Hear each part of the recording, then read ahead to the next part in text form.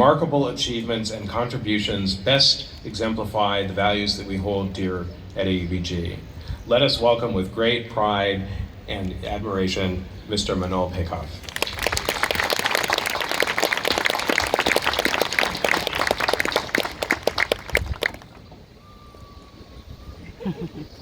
This thing isn't comfortable. Dear almost graduates from the class of 2023, congratulations on making it this far. I want to especially salute all the cum laudes, magna cum laudes, summa cum laudes amongst you. And to the rest of you, I'd like to say that 28 years ago on this day, I ended up just as laude-less as you. But look at me now. I may not have a laude, but I have a sword, which I got 10 days ago at a Man of the Year ceremony organized by one of the leading radio stations in the country.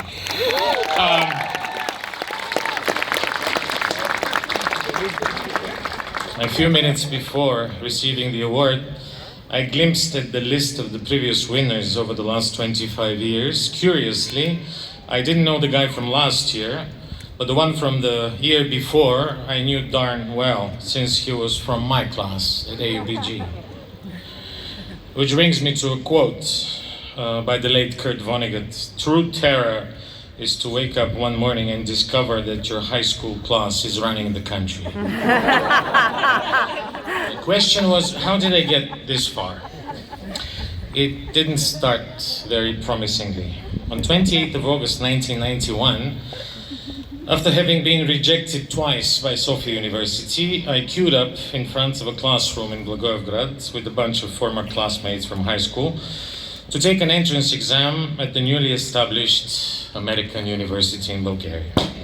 2 weeks later, everyone else received an admission letter, not me though. My mother was on the verge of a nervous breakdown. Thankfully, this only lasted for a couple of days due to an unexpected turn of events.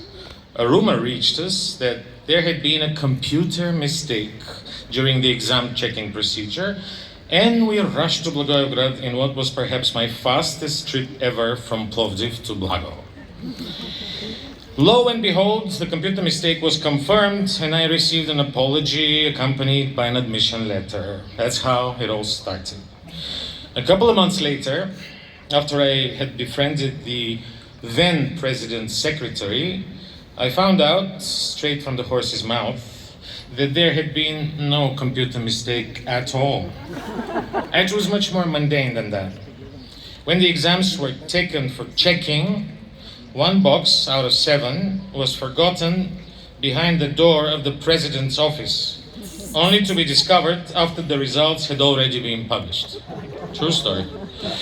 That's how makeshift and ad hoc the whole place was at the time. Still, I wouldn't trade it for the world. Most of our freshly arrived American teachers had brought from their home countries stacks of fresh toilet paper, which was sorely lacking in Blagoevgrad at the time. Some of them smoked in the classroom, and one even had the weird habit of chewing tobacco during classes, the leftovers of which he dutifully spat in a Pepsi bottle. At the outset, there were only 8 faculty members. During our first semester at AUBG, if I remember correctly, there were only 6 courses on offer, out of which we had to choose 5. True. Those of us who had spent a year or 2 at various Bulgarian universities before coming here noted that AUBG was perhaps somewhat lacking in terms of depth, but it more than compensated for that with breadth, also known as the miracle of the liberal arts curriculum. The classes I took over the years would have probably taken half a lifetime at 10 separate normal university programs in Bulgaria. Among other things, I studied epistemology, symbolic logic, Neolithic culture, Habsburg history, astronomy, theater, computer science, Arthurian literature, choir singing, photography, as well as a course in philosophy entitled Art, Perception and Truth. What made AUBG special is that it offered us, in a quite unassuming way, that the ability to inhabit different worlds, different bodies, and above all, different minds. Perhaps even more importantly, rather than simply preaching freedom, it taught us how to practice freedom. In the classroom, as well as outside, in the numerous university clubs and the student government.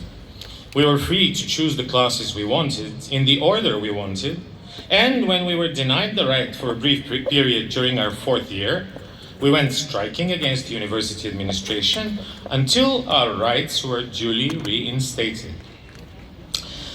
To say that I was the best student would be a blatant overstatement. I was in fact so busy doing all sorts of social work, from student rep to the board to chair of the student senate, that I barely found the time to open a textbook. In my defense, I'll say I rarely ever missed a class and was a very skillful note taker, which saved my ass on more than one occasion. I was also the eternal procrastinator. I frequently finished the semester with incompletes and sometimes had to hunt my professors down at the very gate of their US-bound flights at the year's end in order to turn in my essays, of which I have recurrent nightmares to this very day. At the end of one such hectic semester, a beloved professor by the name of Peter Wozniak told me something I'd never forget. He said, "Manol, I think you'd make a great teacher, except I don't know what discipline you're going to teach." Unbeknownst to me, this was one of the greatest compliments I'd ever received. Because my life after graduating from AUBG has been something of a mirror image of my experience here, at least in terms of breadth. After spending a few months in Guatemala, learning one of the languages of the Mayas, I spent a year at Sofia University learning Japanese. Then I started what became a rather successful free cultural weekly in my hometown of Plovdiv, recorded a CD with my own songs, including 4 videos, and then built a sound recording studio, which took me about 10 years, but is still the go-to place in Sofia. In the mid-2000s, I joined my mother's printing business and added to her portfolio a digital printing company. I also joined her publishing company, starting a line of books in translation and organizing more than 40 book tours around the country with authors from all over the world. I was even elected a member of Bulgarian parliament. But none of these achievements has brought me the wide recognition that I've earned over the last year. Again, it was something wildly unrelated to my alleged competencies, at least on the surface. Since the beginning of the war in the Ukraine, I've been able to collect donations to the amount of 1.5 million leva through my personal Facebook account. Then, in only a week's time, another 1.5 million for the earthquake victims in Turkey and Syria. Strangely, it wasn't some sort of a thought-out initiative, but came to me just as naturally as everything else before that. Aristotle famously said that educating the mind without educating the heart is no education at all. With hindsight, I do believe that in more than one way, this latter type of education of the heart might very well be AUBG's core competence. Good education does not really happen in the classroom. It is like osmosis. It kind of penetrates through the cellular walls. These days, they invite me to all sorts of interviews and talks. Much like Dr. Wozniak predicted 30 years ago, I'm a great teacher in the making, but I'm still in search of my real subject. I think it might be called life.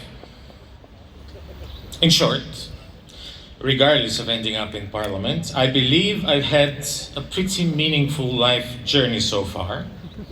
And my studies at AUBG were key in giving me the original push along that journey. And while I'm at it, I'd like to share with you some of the lessons I've learned along the way, free of charge. 1. Reaching your predetermined goal is less important than movement itself. The really important stuff might be waiting for you at some crossroad down the road, but you'll never make it there if you don't start the journey. 2. There's no authority that you can't face when justice is on your side. To quote Atticus Finch, a character from one of the greatest American novels, To Kill a Mockingbird, the one thing that does not abide by majority rule is a person's conscience. 3. Never take yourself too seriously. It always backfires. You're in a much stronger position when you have a healthy amount of self-doubt and self-irony comfortably stocked in your breast pocket. 4. Everything, this is a quote, by the way, by the great Bulgarian actor Commencement. He said it about art, but I think it's true about life in general. Everything should be done with measure. And when you surpass the measure, you should do it with measure. 5. It's a quote by a self-made American billionaire and a very humble man, Warren Buffett. He said, "I'll look for 3 things in a person: intelligence, energy, and integrity. If they don't have the last one, don't even bother." And the last one is my favorite, from St. Francis of Assisi.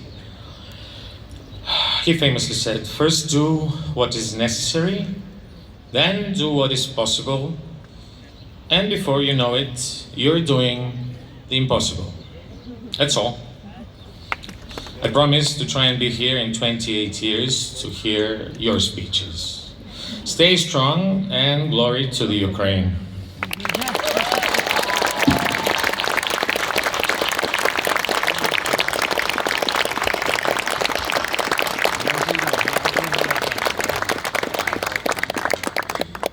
Thank you, Manol. I would now like to ask all of those in the audience who are parents, grandparents, and spouses of the graduates to stand and